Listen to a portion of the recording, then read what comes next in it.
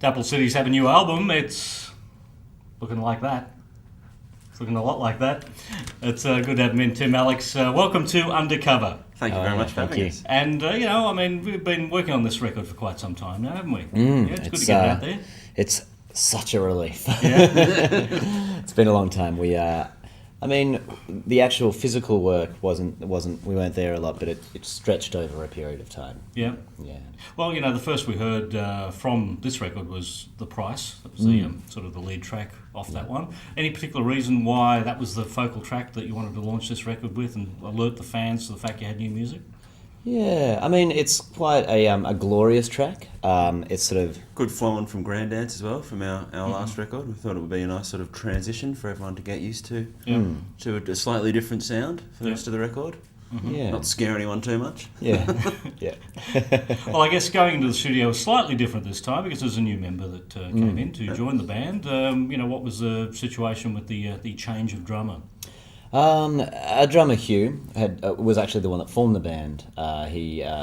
Him and Dave were the original members, and after being in America and doing that really intense 6 months of kind of travelling around, we all came back invigorated and ready to write a new album, and he came back a bit tired and wanting to do something different with his life. So we amicably just said, "Yep, off you go, Hugh." Off he wandered. And off he wandered, and we had some tryouts, and Alan came through, and looking remarkably like Hugh, actually, and acting very similarly. I see the strategy. It was a bit weird, unexpectedly, but and he's fitted in just beautifully. So Yeah. it was great. Okay, because, like Hugh, when you talk about Hugh and Dave going back to Periwinkle days, wasn't Yeah, it? 97. 97. even earlier, maybe 96 for them. No, 97. Okay, yeah. Year 9. Wow. Yeah. Periwinkle. Periwinkle. Great name. Yeah. Great band. We're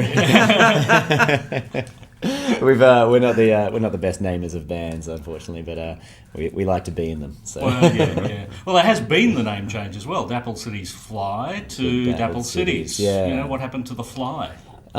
it's more like an abbreviation. We very happy to be referred to as Dappled Cities, and say people ask you on the street, it's just Dappled Cities, which is easier to say. But if someone still wants to call us Dappled Cities Fly, they're quite welcome. We're to not it. opposed. There we go. So, Wikipedia fans, There you go. no longer elusive. We now know the answer. That's it. Did you read that? Yeah. Yes. There is some debate on it, and hey, look, we like to be mysterious. Yeah, that's not too mysterious. Yeah, I know. Yeah. Yeah. So the band obviously has a bit of fun with the fans. After announcing the tragic death of two fans this morning, I'm researching these guys and go to their Twitter site, and it's two of our fans died. What a way to start the tour! Sorry. Went into this panic mode, ring the record company, only to find out what. That we've been taking these fans on tour that are actually spinning fans, which have lights attached And motors. and they died. Yeah. Was there a twit pic as well with that one? Was there a picture, or was it just? There was a twit pic, but couldn't work out what the picture was. Right. Good. Like, what? Two fans have electrocuted themselves? What's going on here? Well, we'd like to clear that up, that we haven't killed or no fans have died off at any Dappled show. Yet. Yeah. I might say you're looking very healthy too. A bit of a Spod fantasise going on, is there? Yeah, we do tend to work out to Spod's music. I really like his stuff, and he's created a very interesting blog concept, I think. So, yeah. Have you downloaded any of these exercise? Yeah. tapes? I've done episode 2. He's on episode 2, isn't he? Yeah. He's actually lifted one of our songs and used it. So that was quite a surprise. We're part of it. We're now. in Spot's Fantasize. Yeah. I guess at some stage in this interview we should actually talk about what you came in here for, where we started off, folks, with the Zounds album. Yeah. Tell me about the original, going into the studio the first time. How far back did Zounds actually, was it conceived? Well, Zounds started probably in November 2007. Yeah, really just when we sort of ended our trip to New York, we started getting serious about writing some songs. And then wrote it for a year and hit the studio. Yeah, I guess we hit the studio in 2008 September. So there was one of those things where you wanted to go in May or March, and the studio kept pushing back, and then the guy we were working with couldn't make it, and it just kept pushing back. And by September, we were like desperate to make this album. And so from September to about November, we recorded the album, about 4 to 6 weeks, and then spent a long time remixing it. And I guess, you know, when you do take a long time to make an album, you know, the creative process takes hold, and you know, new songs start to appear. Did you sort of find yourself in that dilemma where new songs would be written and you think, oh, maybe we want to put this on the album as well? Actually, for me, for the first time, that did happen. Like for Grand Dance, it was kind of my first time when I'd written a lot of songs for the album, and I was just happy to have songs. Whereas with this album, I was writing songs constantly while we were making them. But that's good. So I've got a back catalogue ready for the next one. Yeah.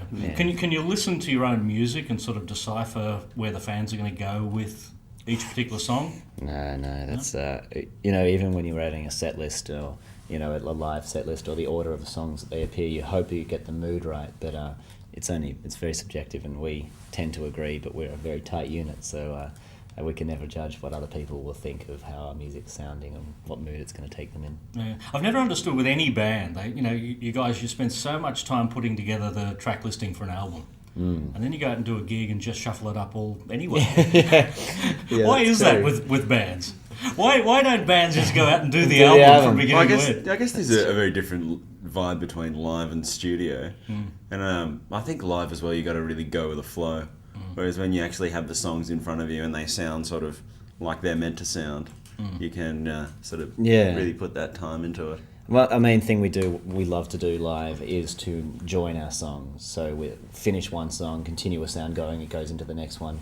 And we've never really done that too much with albums. We intend to do it more. But yes, the live thing is about how a song ends and how it can leak into another song. And so that's how the shuffle ends up happening. You know? Yeah. There's so many classic bands out there at the moment actually going out and performing their albums in their entirety. Is that something that you would consider with an album like Zounds? Yeah. Yeah, definitely.